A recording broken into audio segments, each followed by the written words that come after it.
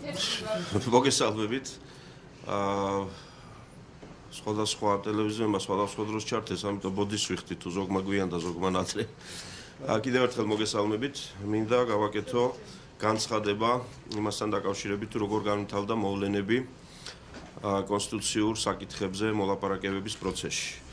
მოგეხსენებათ, ბოლო 10 დღის განმავლობაში განვითარებული მოვლენების თაობაზე საკმაოდ მწირი ინფორმაცია მიეწოდებოდა საზოგადოებას და ეს იყო აუცილებელი მოლაპარაკების პროცესის წარმატებით დასასრულებლად, მაგრამ დღეს შექმნილი ვითარება თავად პროცესში ერთი მხრივ და მეორე მხრივ მოქალაქეთა სრულიად ლეგიტიმური ინტერესი იმის თაობაზე, რომ იცოდნენ რა ხდება ამის თაობაზე, მე მაიძულებს გავაკეთო დღეს ეს განცხადება. მოგახსენებთ, რომ რამდენიმე დღის ინტენსიური მუშაობის შედეგად მიღწეულია შეთანხმება კონსტიტუციური თემატიკის ყველა საკითხზე.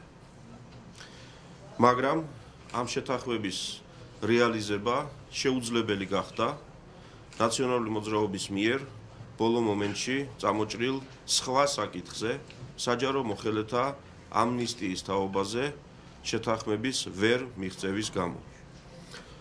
მიუხედავად ამისა, მინდა მადლობა გადაუხადო საპარლამენტო უმცირესობის იმ წარმომადგენლებს, რომლებიც მონაწილეობდნენ მოლაპარაკების პროცესში, მათ სათანადო კეთილსინდისიერება და პროფესიონალიზმი გამოავლინეს, მაგრამ სამწუხაროდ შედეგი ვერ იქნა მიღწეული. მე იმედს გამოვთქვამ, რომ მომავალში უფრო პროდუქტიულად ვიმუშავებთ. ახლა კი მოგახსენებთ იმის თაობაზე, თუ როგორ განვითარდა მოვლენები. ჩვენ კოალიცია ქართულმა ოცნებამ ნაციონალურ მოძრაობას ჯერ კიდევ 27 დეკემბერს შევთავაზეთ ერთადერთ საკითხზე შეთანხმება. ეს იყო კონსტიტუციიდან იმ მუხლის ამოღება, რომლითაც საქართველოს პრეზიდენტს შეუძლია ერთპიროვნულად პარლამენტის თანხმობის გარეშე შექმნას მთავრობა. ჩვენი ეს შეთავაზება კიდევ მეორებ გაკეთდა 27 დეკემბერს და ეს იყო ჩვენი ერთადერთი საკითხი, მოთხოვნა, რის შემდეგაც შესაძლებელი გახდებოდა ყველა სხვა საკითხზე პროდუქტიული მუშაობა. პროცესში ნაციონალური მოძრაობის მხრიდან ჩვენ მივიღეთ სხვა წინადადებები, სხვადასხვა ახალი თემები და 15 თებერვლის მდგომარეობით ჩვენ დავთანხმდით შემდეგ საკითხებზე. ამ კონსტიტუციური ცვლილებების შემდეგ ყველა სხვა ცვლილების შესატანად დაწესებული იყო 3/4-იანი კვორუმი პარლამენტში 2/3-ის ნაცვლად. ანუ 100 ხმის ნაცვლად 113 ხმა ყოფილიყო აუცილებელი სხვა ცვლილებების განსახორციელებლად. მეორე, საგარეო პოლიტიკური პრიორიტეტების თაობაზე კონსტიტუციაში გაკეთებული იყო ისეთი ჩანაწერი, რომელსაც თავად ნაციონალური მოძრაობა შემოგთავაზებდა. მათი შემოთავაზება, მათი ტექსტი თვლით რომ არ იყო ოპტიმალური, მაგრამ ამ თემებზე სპეკულაციების თავიდან ასაცილებლად პრემიერ-მინისტრმა მათ მისცა სრული კარტ-ბლანში. მოგვიტანეთ რა ტექსტიც გსურთ, ოღონდ ერთი პირობით. ეს ტექსტი იყოს შეთანხმებული თავად ევროკავშირის და ნატოს წარმომადგენლებთან, რომ პირიქით რაიმე ჩანაწერებით საქმე არ გავაფუჭოთ ამ მიმართულებით.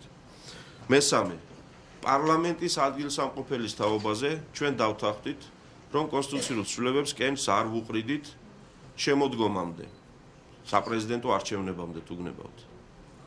იმიტომ რომ ჩვენ ვთვლით, რომ პარლამენტის წევრები ვალდებული ვართ გაუძლოთ იმ პირობებს, რაც ქუთაისშია საპარლამენტო მუშაობის თვალსაზრისით, თუ ეს აუცილებელი იქნებოდა იმ შეთანხმების მისაღწევად, რომელზეც საუბრობთ.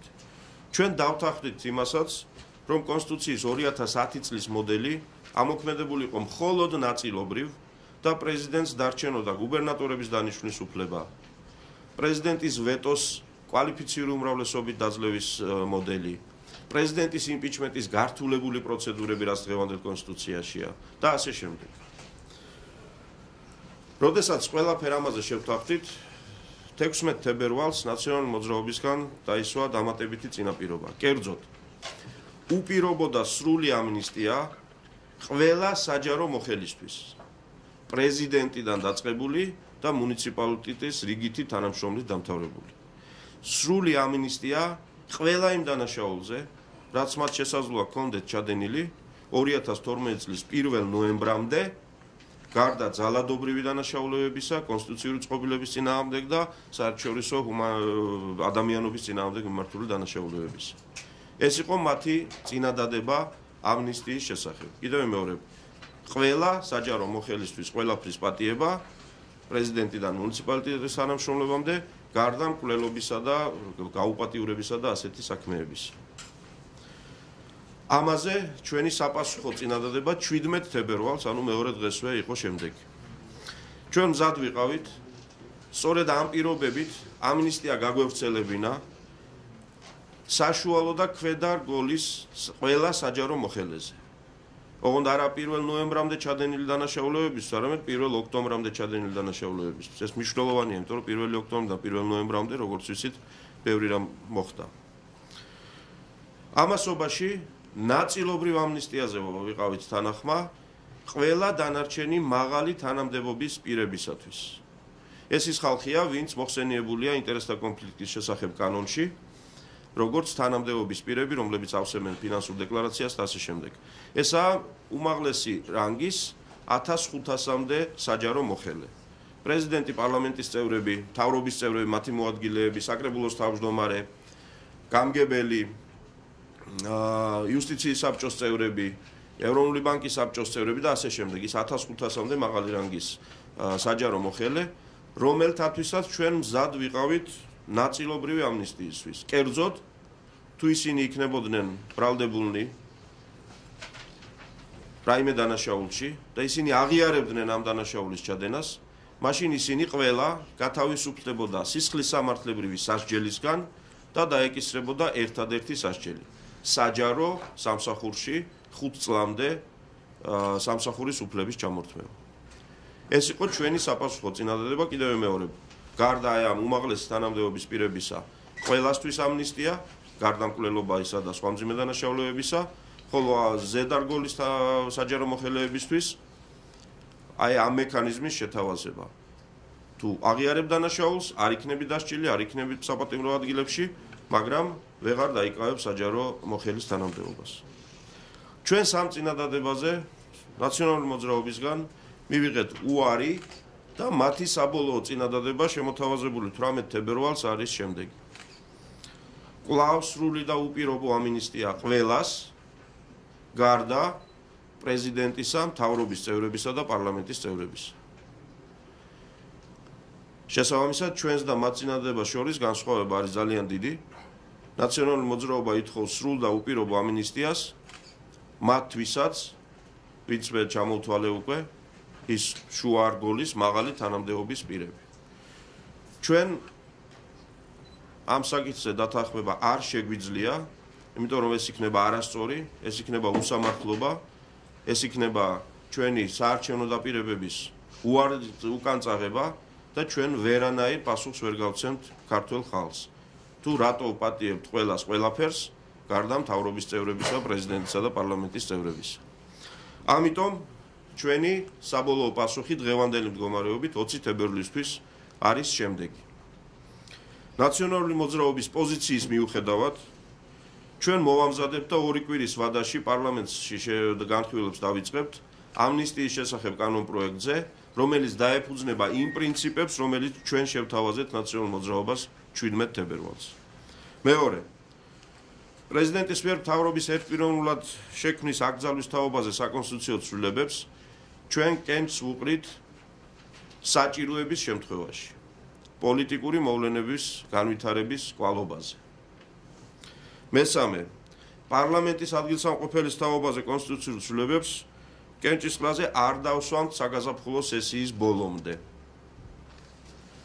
მეოთხე, გაგრძელდება საგარეო პოლიტიკურ პრიორიტეტებზე ინტერფრაქციული შეთანხმების მიღწევის მცდელობა ნაციონალურ მოძრაობასთან პარლამენტში, მაგრამ ნებისმიერ შემთხვევაში 15 მარტამდე საქართველოს პარლამენტი მიიღებს რეზოლუციას ამ თემაზე, სადაც ჩაიწერება ყველა ის საკითხი, რაც ჩასაწერია და რაც აუცილებელია რომ გაცხადდეს საქართველოს საგარეო პოლიტიკური კურსის უცვლელობის თაობაზე და მთელი რიგი მიმართულებებით ინტენსიფიკაციის თაობაზე.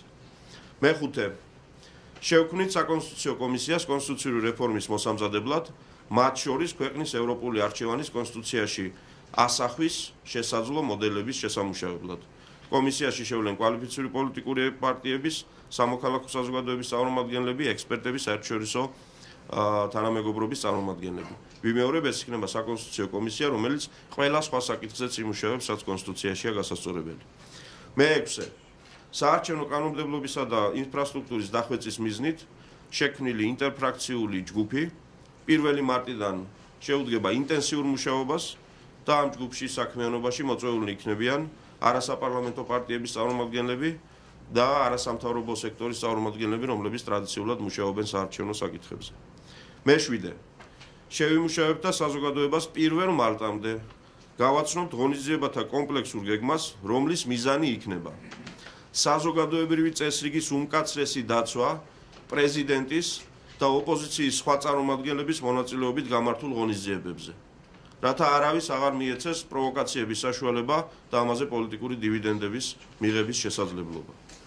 ამაზე მიდის მუშაობა და წარმოვადგენთ კიდევ უფრო კომპლექსურ გეგმას. შემდეგი, სისხლის სამართლის პასუხისგებაში მიცემული პირების კონსტიტუციური და საპროცესო უფლებების განუხრელი დაცვა და მათთვის სამართლიანი სასამართლოს უფლების უზრუნველყოფა. დეტალებზე მოგვიანებით ვისაუბრებთ, მაგრამ გვაქვს ძალიან ბევრი გეგმა, მათ შორის საერთაშორისო ექსპერტების ჩართვით, მონიტორინგის ჯგუფების შექმნა, რათა მორჩეს სპეკულაციები იმაზე, პოლიტიკურ დევნასთან გვაქვს საქმე თუ დამნაშავეების მართლმსაჯულების წინაშე წარდგენასთან. შემდეგი, ადგილობრივ თვითმმართველობებისა და საჯარო დაწესებულების მოხელეების კანონიერი უფლებებისა და ინტერესების განუხრელი დაცვა. ვიცით, რომ ამ საკითხზეც არის მაღალი ინტერესი და არის გარკვეული პრობლემები. შემდეგი, საერთაშორისო საზოგადოების სრულყოფილი და დროული ინფორმირება ქვეყანაში მიმდინარე პროცესებზე, მათ შორის დანაშაულის ჩაძენაში მხილებული ყოფილი თუ მოქმედი მაღალი თანამდებობის პირების მიმართ აღძრული სისხლის სამართლის საქმეების თავობაზე. საერთაშორისო ასპარეზი აღარ იქნება ნაციონალური მოძრაობის ექსკლუზივი. საქართველოს პარლამენტის წევრები, მთავრობის წევრები, ყველა აქტივისტი, კოალიცია ქართული ოცნების გადავა ამ ფრონტზეც. იმისათვის, რომ ერთნაირად იქნეს დაცული ჩიორა თაქთაქიშვილის ცხვირიც, ვალერი გელაშვილის ცხვირიც, კობა დავითაშვილის თვალებიც და სახეც და ყველა პარლამენტის წევრის მიმართ ჩადენილი თუ გაუხსნელი თუ დღემდე მიჩქმალული თემები იქნეს წამოწეული და საერთაშორისო საზოგადოებამ იცოდეს რასთან და ვისთან გვაქვს საქმე.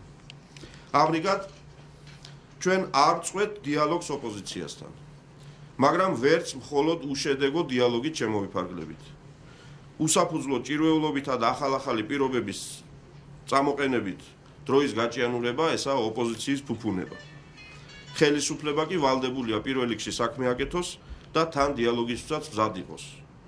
მნიშვნელოვანია, რომ ჩვენი საქმიანობის ზემოთ მოყვანილი გეგმა ერთი მხრივ ეხმიანება მოლაპარაკების პროცესში წამოჭრილ ყველა საკითხს და მეორე მხრივ მისი განხორციელების ნებისმიერ ეტაპზე შეიძლება მოლაპარაკებების გაგრძელება და ფართო პოლიტიკური შეთანხმების მიღწევა თუ ოპოზიციას ამისი სურვილი და უნარი აღმოაჩნდება. რაც შეეხება საკონსტიტუციო ინიციატივის მთავარ ამოცანას, რომელიც ჩვენ დეკემბერში გავაჟღერეთ, იგი მიღწეულია. პრეზიდენტის ხელში არსებული დესტაბილიზაციის იარაღი მსოფლიოს დემოკრატიული თანამეგობრობის მკაცრი მეთვალყურეობის ქვეშ მოექცა და საჭიროების შემთხვევაში მხოლოდ ქართველ ხალხს არ მოუხდება მისი განიარაღება. დიდი მადლობა.